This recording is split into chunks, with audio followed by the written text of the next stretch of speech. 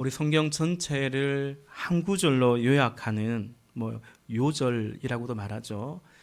그렇게 성경 전체를 한 구절로 요약하는 요절을 뽑아보라 한다면 대체로는 요한복음 3장 16절을 많이들 말씀합니다.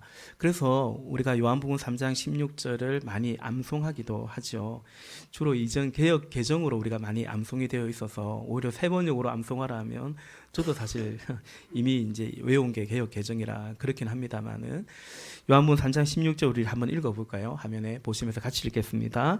하나님께서 세상을 이처럼 사랑하셔서 외아들을 주셨으니 이는 그를 믿는 사람마다 멸망하지 않고 영생을 얻게 하려는 것이다. 아멘. 하나님이 세상을 이처럼 사랑하셨다.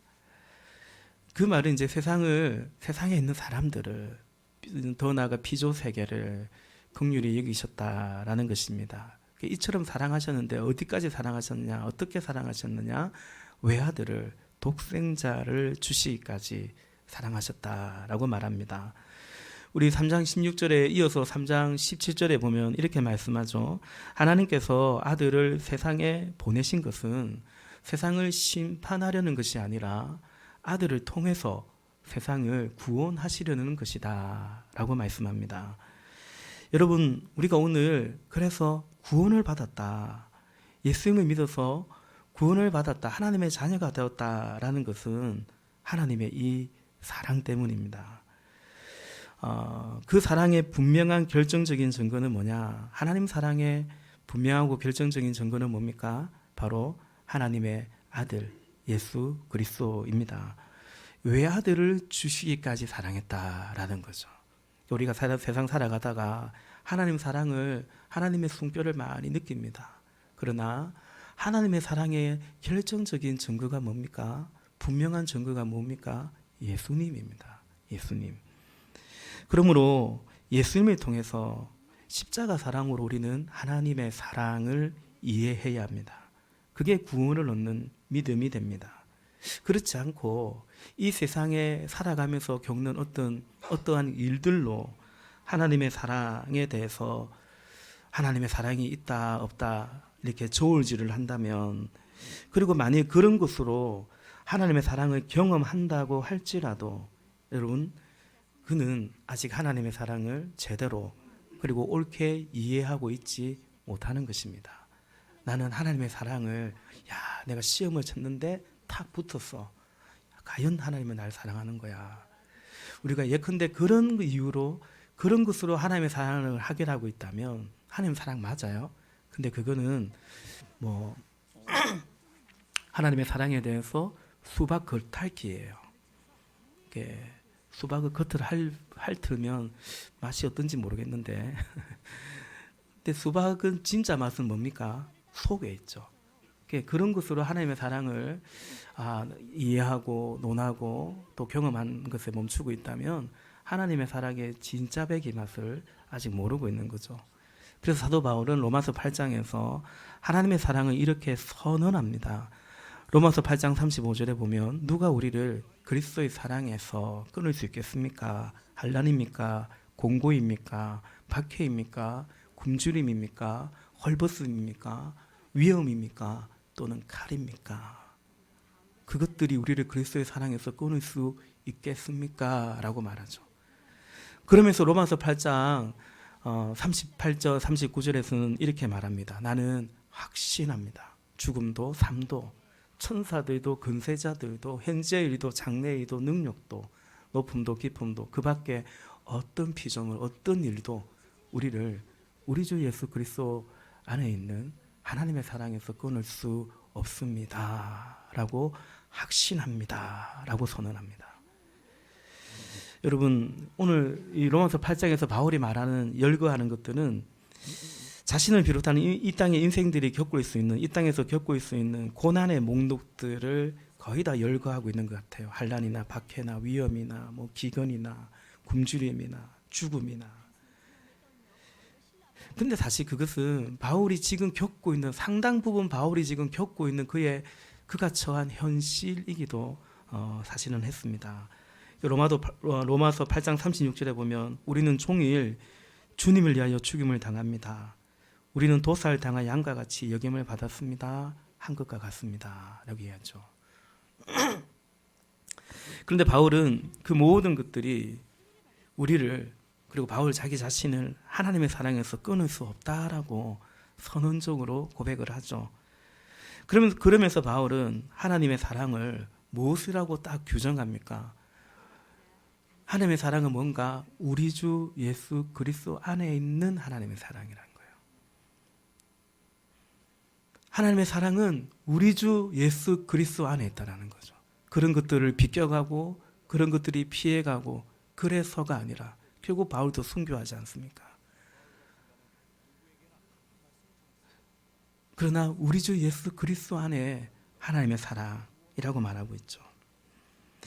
다른 것으로 하나님의 사랑을 확인하는 것이 아니라 예수님을 통해서 하나님의 사랑을 이해하고 믿고 있고 확인하고 있다라는 것입니다.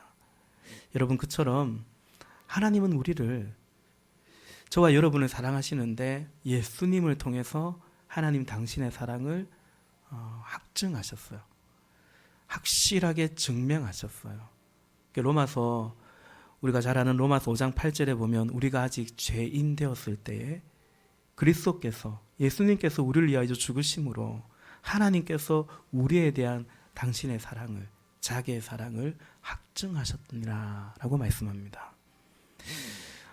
사랑하는 여러분, 오늘 이 예배 가운데 그 하나님의 사랑을 다시 한번 확인하고 그 사랑에 우리가 믿음으로 고백하는 오늘 우리 예배가 되기를 바랍니다. 저는 오늘 이 본문을 통해서도 하나님의 사랑이 다름 아닌 예수 그리스도라는 사실을 다시 한번 증거하고자 합니다. 그리고 하나님의 사랑을 거부하고 외면하는 이 세상의 모습에 대하여서 또한 하나님을 믿는다라고 하면서도 오히려 그 사랑을 왜곡하고 있는, 하나님에 대해서 오해하고 왜곡하고 있는 그 종교의 모습들, 어쩌면 오늘 이 땅의 교회의 모습들 좀 함께 살펴보려고 합니다. 오늘 말씀의 제목이 양문 곁에, 양의 문 곁에 베데스다가 있더라입니다. 1절과 2절 우리 다시 한번 같이 읽어볼까요? 본문 요한복음 5장 1절과 2절 같이 있습니다. 그 뒤에 유대 사람의 명절이 되어서 예수께서 예루살렘으로 올라가셨다. 예루살렘에 있는 양의 문 곁에 히브리 말로 베드자다라는 못이 있는데 거기에는 주랑이 5 있었다. 아멘. 예루살렘 성전이 있죠. 그게 이제 출입하는 문이 여럿 있는데 그 중에 그 문 중에 양문, 양의 문이라는 문이 있어요. 말 그대로 양이 들어가는 곳이에요. 성전에 제사할 때 이 양이나 소나 제물이 바쳐지는데 그 제물을 가지고 들어가는, 어찌 보면 짐승이 들어가는 문이었던 것입니다. 여러분, 그 양은, 그 제물은 곧 누구를 상징하는가? 누구를 상징하죠? 예수님을 상징하죠. 대속 제물이 되신 예수님, 보라 세상 죄를 지고 가는 하나님의 어린 양이로다. 하나님의 어린 양이 되시는 우리 주 예수 그리스도를 예표하고 상징합니다. 그래서 그 양의 문은 곧 하나님의 사랑을 증거해주는 상징이기도 합니다. 그 제물이 나의 죄를 위해서 대신 죽은, 내 죄값 심판을 대신 받은, 그리고 용서하신 하나님의 사랑을, 사랑이란 걸 의미한다는 것을 우리는 알고 있습니다. 우리가 아직 죄인 되었을 때 그 제물이 그리스도께서 우리를 위해 죽으심으로 하나님께서 우리에 대한 자기의 사랑을 확증하셨느니라. 바로 그거죠. 양의 문은 그것을 의미합니다. 그런데 여러분, 그 양의 문 곁에 히브리 말로 베드자다라는 못이 있습니다. 우리에게는 베데스다, 그러니까 당시에 상용되는 말은 아람어거든요. 아람어로 베데스다인데 히브리 말로는 베드자다라는 겁니다. 우리에게 더 익숙한 명칭은 베데스다인 것 같아서 그냥 오늘 제가 언급할 때도 설교 제문에도 제목에도 그냥 베데스다라고 했습니다. 목사님 틀렸는데 그러지 마시고 그게 그겁니다. 여러분, 양의 문이 하나님의 사랑을 상징한다면 저는 여기 베데스다는 사람들이 만들어 놓은, 어찌 보면 왜곡해 놓은 세상이 아닐까 그렇게 묵상을 해봅니다. 또한 양의 문이라는 것이 하나님의 사랑을 제대로 양의 문이라는 하나님의 사랑을 제대로 이해하지 못하고 더 나아가 그 하나님의 사랑을 왜곡하며 결국에는 저버린 거짓된 당시의 이 종교인들, 바리새인들 비롯한 그 종교의 실상을 털려버린 비슷한 것 같지만 사실은 털려버린 그 종교의 실상을 여기 베데스다가 보여주고 있습니다. 여러분, 예수님이 세상에 오셨는데 여기 베데스다 같은 세상, 여기 베데스다에도 오셨는데요. 그런데 이 베데스다는 바로 이 세상의 모습, 이 땅의 모습의 축약판이 아닐까라는 것입니다. 요한은, 이 본문의 저자인 요한은 여기 베데스다를 마치 그 어떤 언론 신문사나 방송국의 기자나 PD가 일종의 저널리즘 정신으로 심층적으로 탐사 보도하듯이 여기 베데스다를 이 세상이 이렇다, 예수님이 오신 이 땅의 모습이 이렇다라고 그렇게 보여주고 기록해주고 있는 것 같다 생각이 듭니다.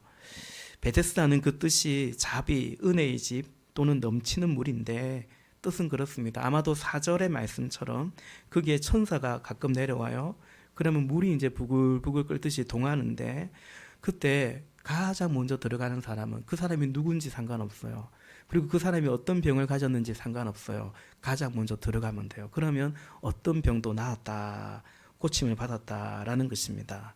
그래서 그 베데스다를 넘치는 물이라고, 그것을 자비의 은혜의 집이라고 그렇게 일컬었던 것 같습니다.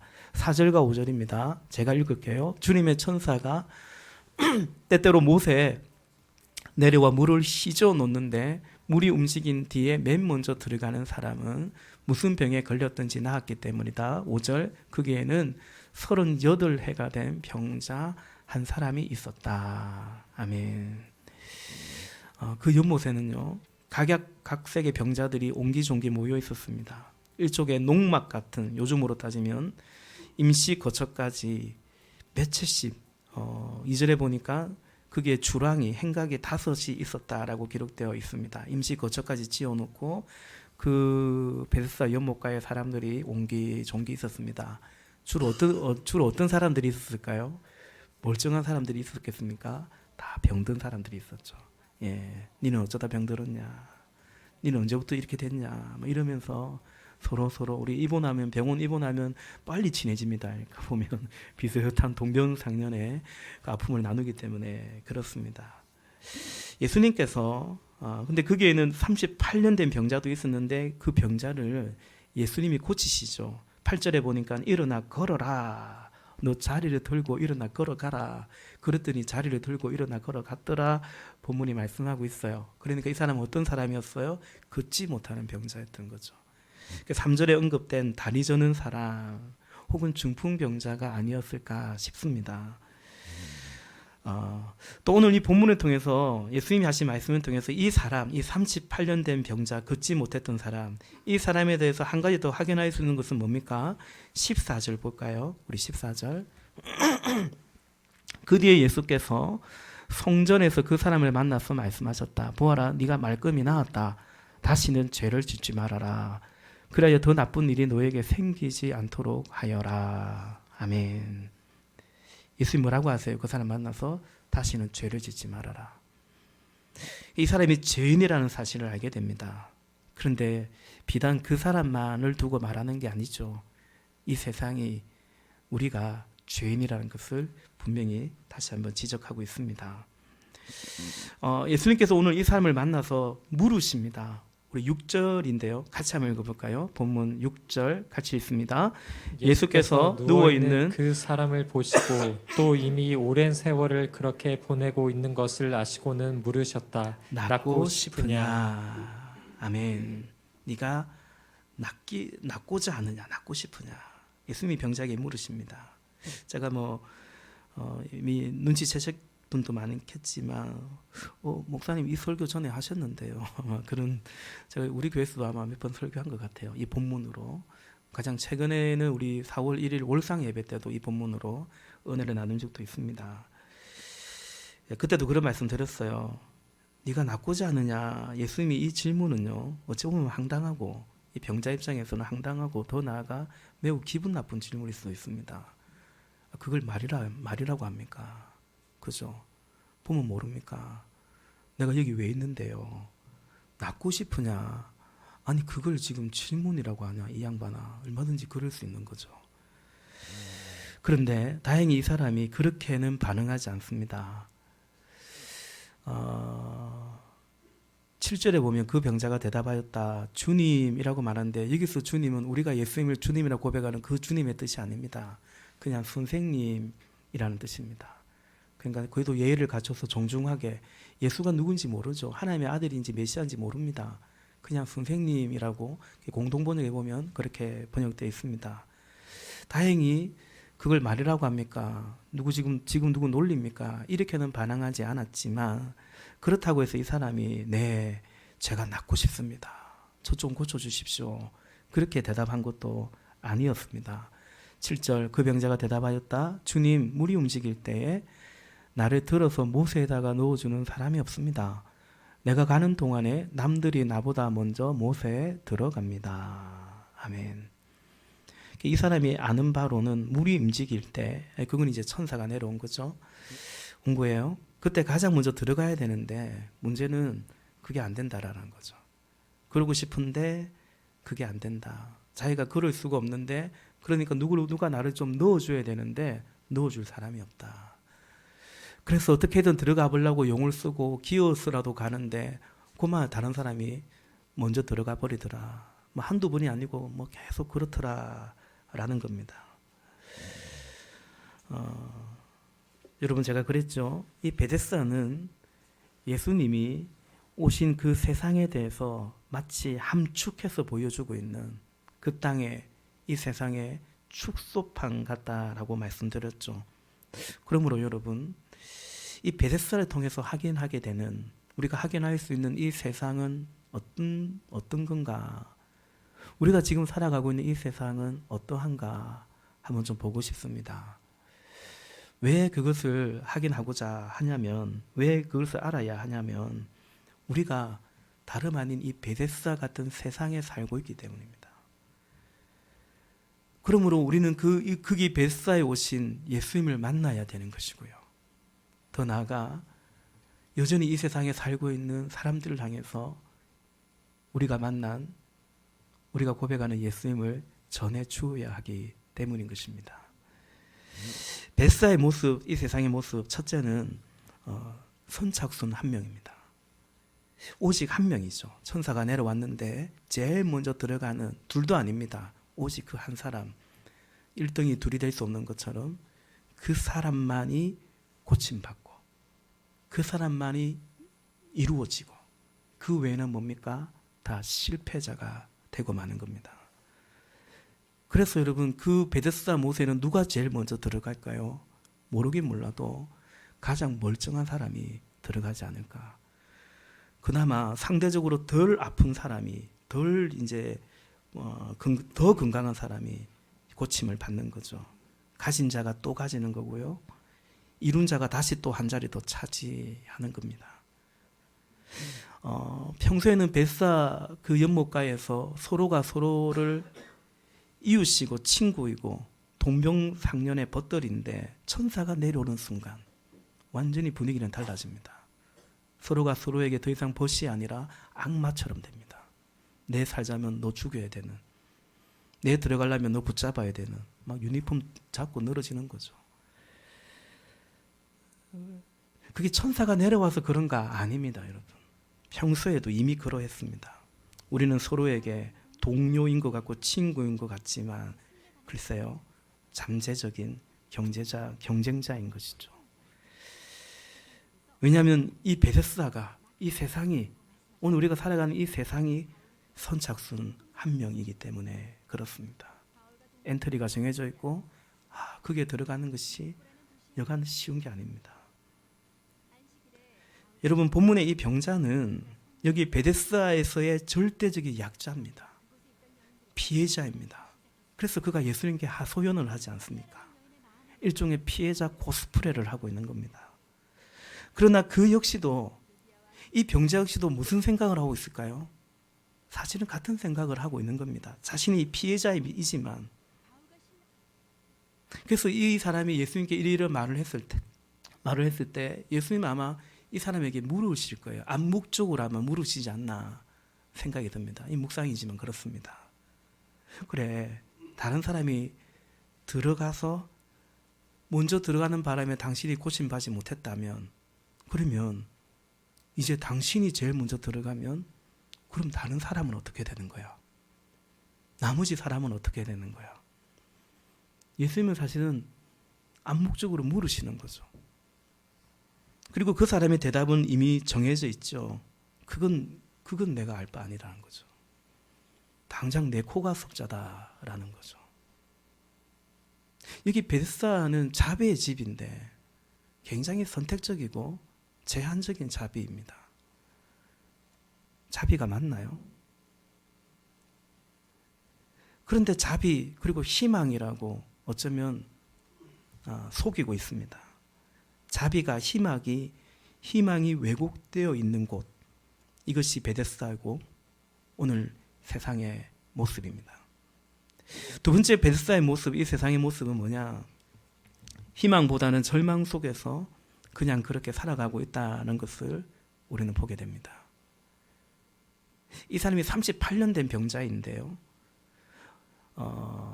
그런데 그 38년 내내 거기 있었는지 그건 모르겠어요. 그건 아닌 것 같아요. 그러나 꽤 오랜 기간 동안 이 사람은 여기 있는 것이 분명합니다. 이번에는 안 됐지만 다음에 천사가 내려오고 물이 움직일 때 다음을 한번 기대해 보면서 그냥 있는 것입니다. 여러분, 그런데 제가 언젠가도 말씀드렸는데요. 그런 생각 들이지 않습니까? 솔직하게 말해서 이 사람이 여기 그대로 있다고 해서 다음에는 고침받을 수 있을까? 이 사람 말처럼 물에 넣어줄 사람이 없어요. 그리고 결국 다른 이가 먼저 들어가 버리면 다음에도 아무 소용이 없는 겁니다. 그렇지 않습니까? 그리고 하나 더, 또 한 가지요. 이 사람은 과연 그걸 모르고 있을까? 그러니까 여기 내가 계속 있어 봤자 다음에도 내가 고침받을 가능성은 거의 없어. 별로 소용이 없어. 그 사실을 이 사람이 과연 모르고 있을까? 자기 자신도 그렇게 얘기하잖아요. 예수님이 낫고자 하는 자, 네가 낫고 싶으냐라고 말하는데, 그러면 낫고 싶습니다라고 말하는 게 아니라 낫고야 낫고 싶지. 근데 그게 되냐고. 그러면서 예수님께 하소연하듯이 얘기하고 있지 않습니까? 이 사람이 걷지는 못하지만 무슨 지능에 문제가 있는 그런 사람은 아니지 않습니까? 압니다. 우리도 눈치채는데, 우리도 그렇게 생각할 수 있는데 이 사람이 당연히 더 잘 알죠. 경험적으로도 알죠. 여기 있은 세월이 얼만데요. 여기 있어봤자 별 소용이 없다는 거. 천사가 또 내려오겠지. 물이 동하겠지.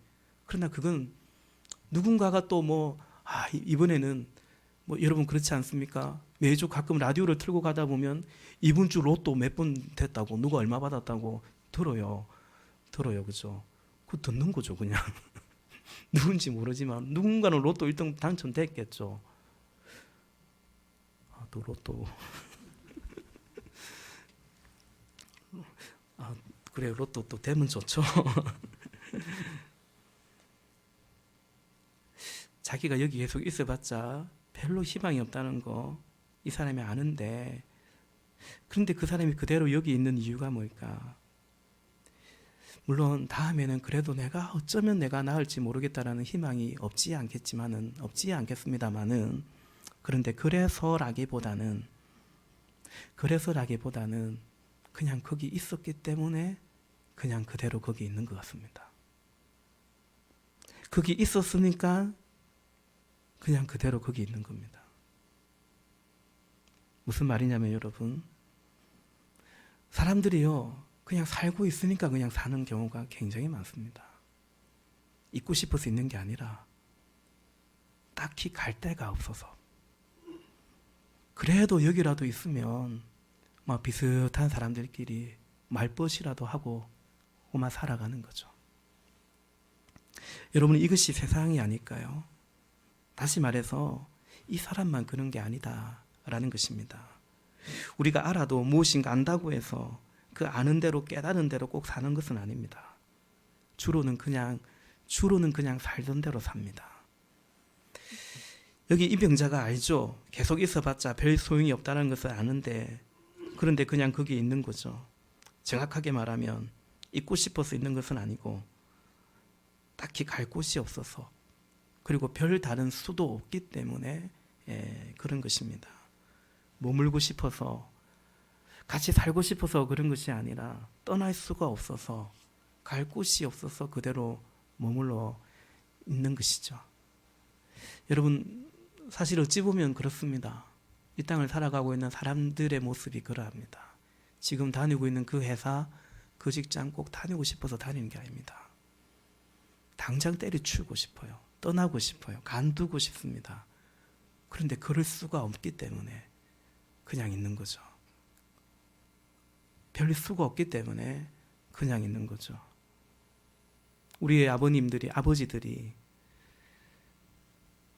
하루에도 몇 번씩 때려치우고 싶어 사표 쓰고 싶지만 그냥 다니는 거죠. 저 자식 먹여 살리려면, 애들 공부시키려면 다녀야죠. 우리 청년들이요, 여전히 학원도 가고 도서관도 가고 책상머리에 앉아있지만 내가 이 공부 왜 하지? 진짜 내가 이거 하고 싶은 건가? 잘 모르겠대요. 그래도 하는 거예요. 뭐라도 해야 되니까. 안 하면 어쩔 거예요. 사실은 그것이 뾰족한 수는 아닌데, 그러나 진짜 뾰족한 수가 없어서 그냥 그대로 머물러 있는 것이, 그것이 베데스다에 있는 이 사람의 모습이고, 어쩌면 오늘 이 땅을 살아가는 많은 사람들의 모습이 아닐까 싶습니다. 여러분, 오해하지 말 것은요, 제가 이 사람을, 그리고 오늘을 살아가는 이 세상 사람들을요, 한심하다, 아이고 왜 그래 사노, 그런 뜻으로, 그런 생각으로 제가 감히 그런 뜻으로 말씀드리는 것이 아닙니다. 이것이 베데스다다, 이것이 세상이다, 이것이 오늘을 살아가고 있는 저와 여러분의, 그리고 이 세상 사람들의 삶의 애환이다 라는 것을 나누고 싶어요. 그래서 여러분, 원하는 것은 희망이지만, 그러나 이 사람 안에는, 또 이 세상 안에는 절망이 더 깊숙이 마치 믿음처럼 새겨지고 각인되어 있을 수도 있습니다. 이 사람은 낫겠다는 믿음이 더 강할까요? 안 된다는 믿음이 더 강할까요? 아마도 후자일 것 같아요. 그 또한 여러분, 오늘 이 땅을 살아가는 많은 사람들의 모습입니다. 우울증이 많아요. 우울감에 빠져있는 사람들이 되게 많습니다. 무슨 뜻일까요? 감당이 안 된다는 거예요. 감당이 안 된다. 할 수가 없다. 어찌할 수가 없다. 그냥 우울한 거죠. 우울한 것입니다. 이런 베데스다에, 이런 세상에 누가 오셨는가? 누가 오셨어요? 예수님이 오신 거예요. 하나만 더 말씀드릴게요. 이 베데스다의 모습, 이 세상의 모습, 10절 같이 볼까요? 10절. 우리 10절 같이 한번 읽어보겠습니다. 시작. 그래서 유대 사람들은 병이 나은 사람에게 말하였다. 오늘은 안식일이니 자리를 들고 가는 것은 옳지 않소. 아멘. 이 사람이 나았어요. 근데 그날은 안식일이었어요. 그랬더니 주변에서 뭐라고 말하냐? 특별히 종교심이 강한 사람들이 뭐라고 말하냐? 당신 안식일에 그 병 고침 받고 자리 들고 가는 거 잘못됐다는 거예요. 옳지 않다라는 겁니다. 타인의 안식을 축하해 주지를 못하는 것을 봅니다. 어쩌면 그것이 오늘 이 땅의 모습이기도 합니다. 무섭죠. 저는 이 구절을 보면서 야, 무섭다라는 생각이 듭니다. 안식일 없는 안식일을 수십 년을 보낸 이 사람에게 찾아온 안식을 종교와 율법의 잣대로 그의 안식을 또다시 빼앗으려고 하는 것을 보기 때문입니다. 타인의 안식을, 사실은 서로의 안식을 오늘 우리는 침범하고 뺏으려고 합니다. 다른 사람의 안식을 뺏어다가 내가 더 안식하려고 하는 것만 같습니다. 내가 세운 기준에 들지 않으면, 안식일에 이러면 안 되지, 내가 세운 기준에 들지 않으면 가만히 두지 않고 이처럼 공격적입니다. 더욱이 종교가 결합하면 그야말로 극대화된다는 것을 오히려 보게 됩니다. 여러분, 여기 베데스다는 이름의 뜻은 자비의 집인데 그러나 하나님의 은혜, 자비랑은 상관이 없는 곳입니다. 오히려 오늘 본문은 이 베데스다를 세상이 그렇다, 세상의 축소판이다라고 고발하면서 자비가 아닌데 자비인 것처럼 둔갑해 있다라고 고발하면서 결국 본문은 그 세상에 오신 구주이신 예수님을 증거하고 있는 것입니다. 마지막으로 여러분, 여기 베데스다의 모습은 다만 세상의 모습일 뿐만 아니라 말씀드린 것처럼 하나님의 사랑, 복음에 대하여 왜곡하고 있는 종교의 모습, 어쩌면 이 땅의 교회의 모습이라고도 볼 수 있습니다. 양문 곁에 양문 대신에 베데스다가 있더라는 겁니다. 하나님의 사랑은 그 양의 문인데요. 대속의 그 사랑, 그리스도를 통한 그 사랑 대신에 천사가 내려오면 기적이 일어난다. 그런 전설을, 신화를 믿고 있는 복음의 자리에 그런 신화가, 왜곡된 신화가 자리 잡고 있는 겁니다. 오늘 교회가 하나님의 어린 양 그 십자가 복음을 마치 베데스다의 신화처럼, 그런 성공 신화처럼 간증으로 왜곡해 놓았다는 것을 생각해 봅니다. 그래서 십자가 사랑이 아니라 어떤 영웅담을, 성공 신화를 들으면서 거기에서 하나님의 사랑을 사람들이 찾으려고 합니다. 나도 저 사람처럼 되고 싶어. 예수님처럼 되고자 하는 게 아니라 저 사람처럼 되고 싶어. 그래서 오늘도 수많은 베데스다 교회, 베데스다 기도원들이 절비하고 있습니다. 거기에서 복음이 아니라 희망을 찾고 있죠. 희망 고문들이 넘쳐나고 있는 것 같습니다. 사랑하는 여러분, 그런 세상에, 그리고 어쩌면 그런 교회의 예배당에 오늘 예수님이 찾아오셨습니다. 예수님이 지금 베스다에 오셨고 여기 이 사람 앞에 있습니다. 천사가 내려올 필요가 없습니다. 물이 부글부글 끓고 동할 필요도 없습니다. 못에 넣어줄 사람도 필요 없고요. 굳이 가장 먼저 들어갈 이유도 없습니다. 예수님이 계십니다. 예수님에게는 그런 것들이 더 이상 필요치 않습니다. 믿으십니까? 그런데 여러분, 그런데 이 사람이요, 예수님이 오셨는데 더욱이 예수님이 그 사람에게 너가 당신이 낫고 싶습니까? 낫기를 원하느냐 물으시는데, 말씀하시는데도 뭐라고 대답합니까? 넣어줄 사람이 없어요. 남들이 내보다 더 먼저 들어가서 난 안 돼요 라고 말하는 거죠. 예수님 앞에 딱 세워놓고 다른 걸 찾고 있어요. 넣어줄 사람, 다른 필요를 구하고 있는 거죠.